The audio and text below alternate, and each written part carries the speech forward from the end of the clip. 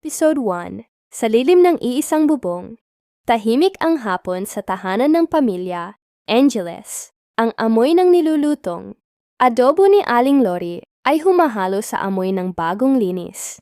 Nasahig sa maliit, ngunit maayos na bahay. Naron, si Alona nakaupo sa gilid ng sala. Nagbabasa ng lumang libro habang pinapanood si Jonah. Nag-aayos ng mga gamit sa cabinet. Pero ang sipag mo ngayon. Biro ni Alona. Hindi inaalis ang tingin sa binabasa para to hindi pagalitan ni Mama. Saka may darating daw siyang bisita mamaya.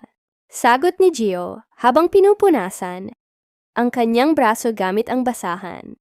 Sa unang tingin, pranis na yung tunay na match kasi lumaki silang magkasama. Mula noong 7 taong gulang, si Alona inampun siya ng mag-asawang Lori at Dan.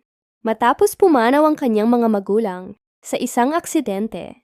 Simula noon naging tahanan na niya ang bahay ng mga Angeles at si Gio naging parang kapatid. Ngunit habang lumilipas ang mga taon, hindi may kakaila ang pagbabagong unting namamagitan sa dalawa. Gio tawag ni Alona habang itiniklop ang aklat. Naalala mo nung binuhusan mo ko ng tubig dati kasi ayaw kong ibigay yung laruan mo na patawa si Gio. Ikaw kasi kulit mo, tapos iyak ka ng iyak kay Mama. Ako tong napalo, pero ikaw pa rin ang nagbigay ng laruan. Sa dulong ngiti ni Alona, napatingin si Gio sa kanya. Ilang segundong katahimikan.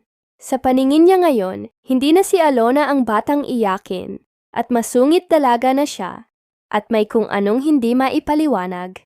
Si Gio sa nararamdaman niya tuwing nagtatama ang kanilang mga mata. Alam mo, hindi ka na bata. Alona, seryoso niyang sambit. Anong ibig mong sabihin? Kunot nung tanong ng dalaga. Wala.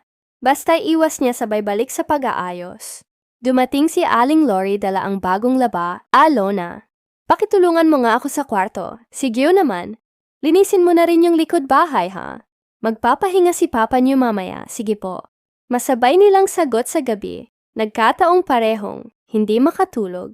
Sina Alona at Gio, nagkakasalubong sila sa kusina. Parehong nauuhaw isang tasa ng gata sa mesa. Isang katahimikan.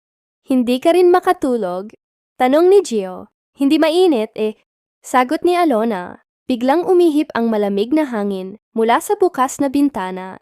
At sa pagkakataong iyon, parang sabay ring dumampi sa puso nila ang isang damdaming matagal nang itinatago.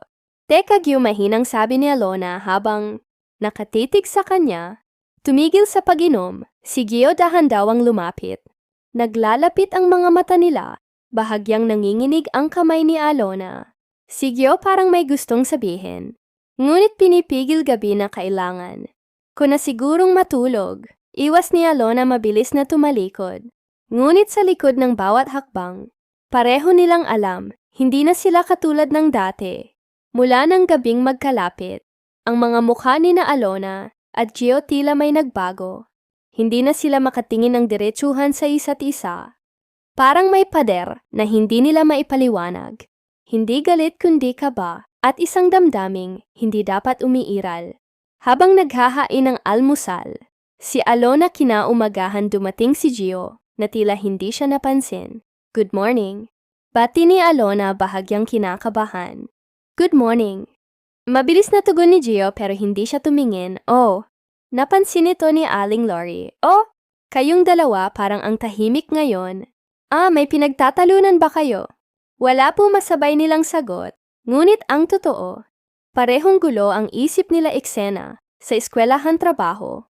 Si Gio ay nasa training para sa isang technical job. Habang nakatingin sa screen ng computer, hindi niya mapigil ang bumalik ang mga alaala ng gabi, ang malapit na distansya ng mukha nila ni Alona, ang amoy ng buhok nito, ang takot sa loob niyang baka may masabi siyang malihoy. Tol, focus, sabi ng kaibigan niyang si Marco. Baka ikaw ang una sa atin matanggal. Sorry. Sagot ni Gio, pilit ngumingiti samantala si Alona naman ay nasa library ng paaralan. Pilit ding inaaliw ang sarili sa pagbabasa, ngunit wala sa puso niya. Ang bawat pahina sa kanyang isipan Paulit-ulit niyang iniisip. Ano ba tong nararamdaman ko kay Gio? Kapatid ko, siya di ba dumaan ng ilang araw? Iwasan tinginan sabay pigil ng damdamin. Hanggang isang gabi, habang nagliligpit ng mga pinggan, si Alona nadulas siya at muntik nang mabagsakan ng plato.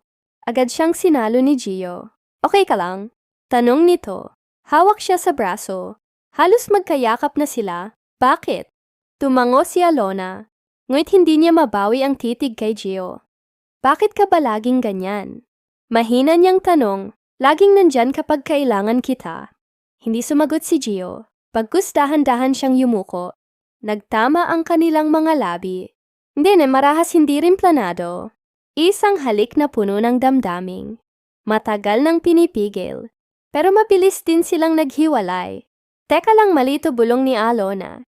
Lumayo at tumakbo paakyat sa kanyang silid. Si Gio naiwan sa kusina tulala.